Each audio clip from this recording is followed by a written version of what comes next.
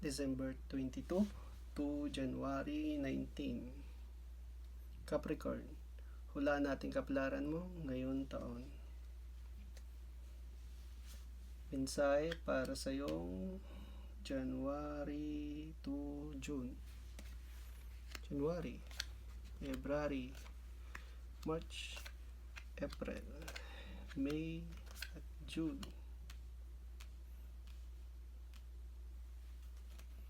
At yung mensahe naman para sa July to December.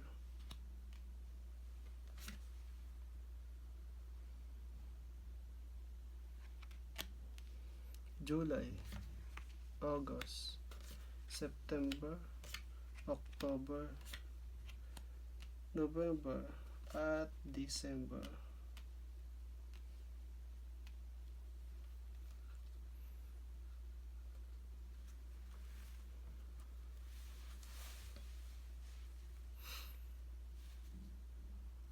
Unang message para sa yung January to June, sumisimbolo ito sa yung mga achievement na natapos, mga promotion or applause. Sinasabi nito yung mga iyong ambition na mga natapos, parang celebration. Tinatawag itong mga success, public recognition, progress, self-confidence, recognition, at applause. Yun nga, parang may gatimpala kang makukuha ngayong January to June. Saan kaya nag-ano yun? Una mo ang January, sumisimbolo sa iyong mga desisyon na hamon na pupuntahan. Pero kang pupuntahan na parang iyong gustong malinawan, katotohanan, mga desisyon na may katalinuhan na paglalakbay. Sumisimbolo ang barang to sa ambitious, action-oriented, directness, driving to success, fast thinking. Yun ang mangyayari sa'yo sa January. Parang may pupuntahan ka.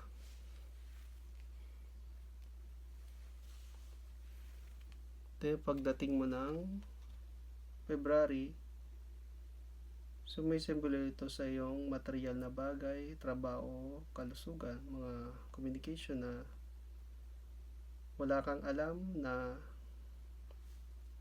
sa paglalakbay mo, o new start o new beginning na gagawin mo.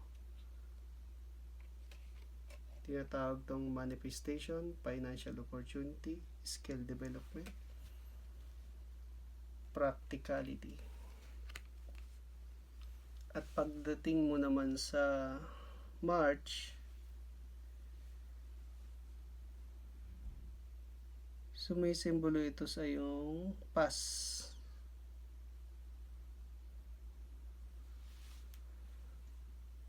relationship na umuusbong na pupuntahan mo.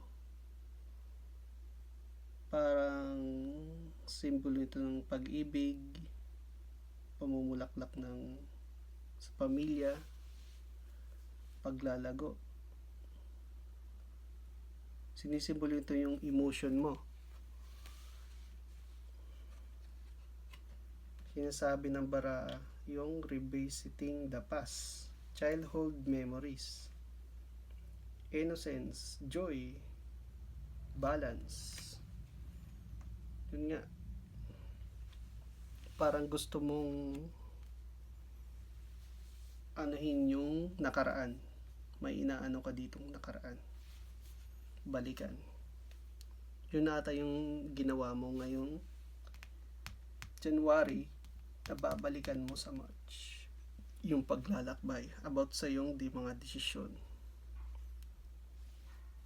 At pagdating mo ng April, parang may katuparan yung lahat na ginawa mo.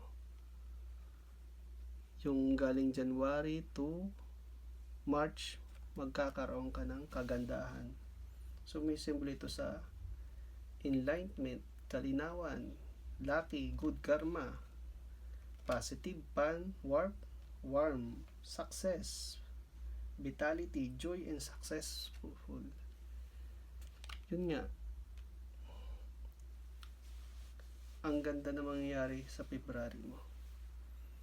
At pagdating mo ng May, may parang pacing challenge ka pupuntahan about sa yung passion, ambition, o karera sa buhay na pupuntahan mo. Sumisimbolo sa pag-strange at paglalago, kalakasan. Sinasabi ng barang yung energetic, pursuit, adventurous spirit, energy, passion, inspired action. Yun nga, parang paglalakbay sa yung passion na mangyayari sa iyo sa June. At pagdating mo naman ng yung May, yung sinasabi ko dito, yung May na paglalakbay. At pagdating mo naman ng June, sumisimbolo ito sa yung pagtatapos na masakit na pagtatapos, o tinatawag na painful ending, deep bonds, betrayal, loss, crisis, betrayal, at acceptance. Yung parang galing ka pa lang dito sa May, yung paglalakbay, natapos mo din kaso parang masakit ang ending. At tong tinatawag na applause na mangyaring achievement na natanggap mo, sumisimbolo ata to sa galing April to at June.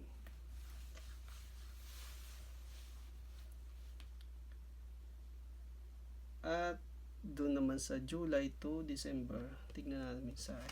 Yung mensahe mo dito, parang may hinahawakan kang material na bagay o trabaho, kalusugan na napakaganda, successful, at umuusbong ang nangyari dito. Yung mga hamon mo dito na parang mabilis na matatapos. Parang may mga hawak ka dito na mga material na bagay, hawak mo. Sinasabi nito yung abundance, luxury, self-employency, financial independence, at solitude. Yun ang sinasabi, yun ang bara mula July to December.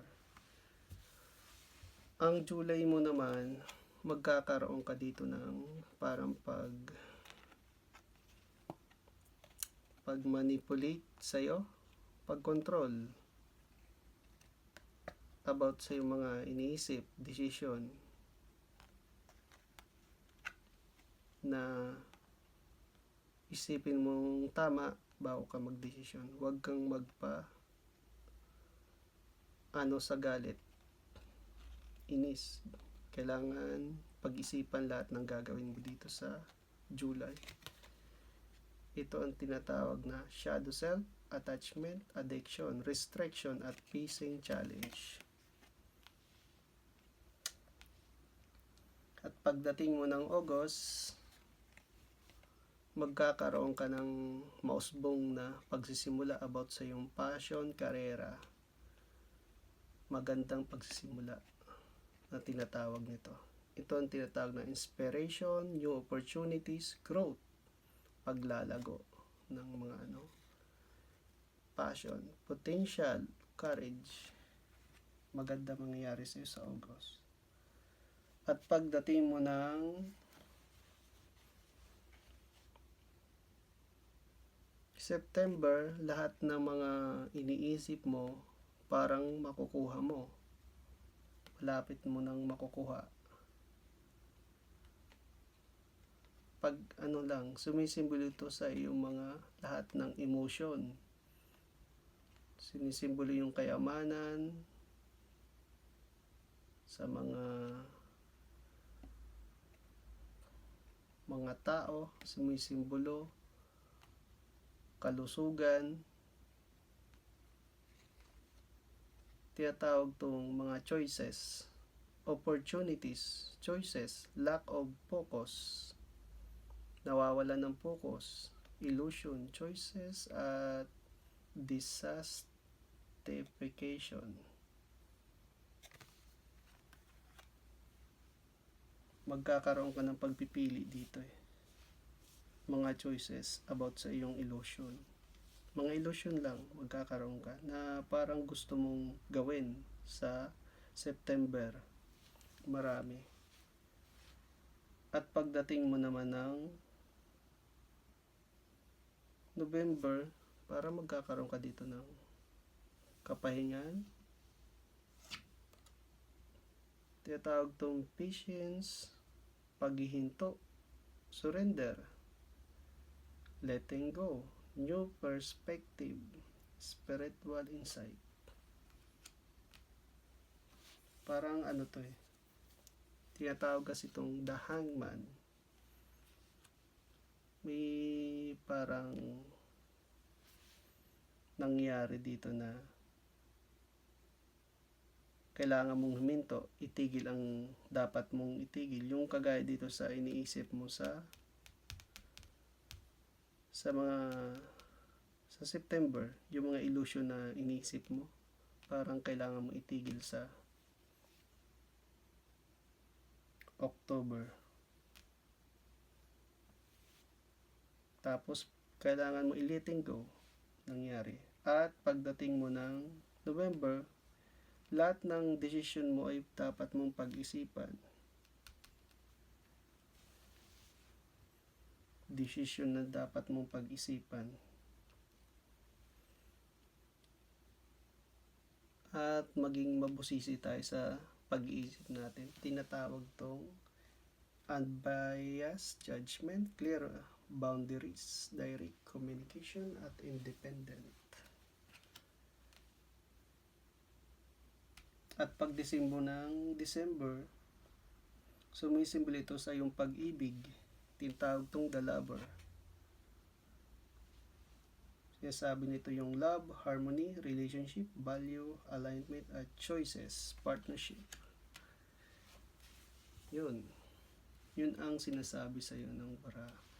Pero itong mensahe, tumutukoy ito sa August to September.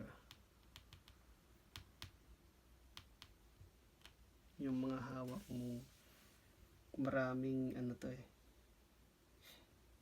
yun nga ang sinasabi dito na parang kayamanan na mga maisip mo, nahahawakan mo, na marami kang gustong gawin. Kaya dapat pag-isipan lahat ng Sinasabi naman dito sa July na huwag kang magpapa-manipulation. At sinasabi din sa'yo sa November, isipan ng mabuti ang dapat gawin. Yun lang.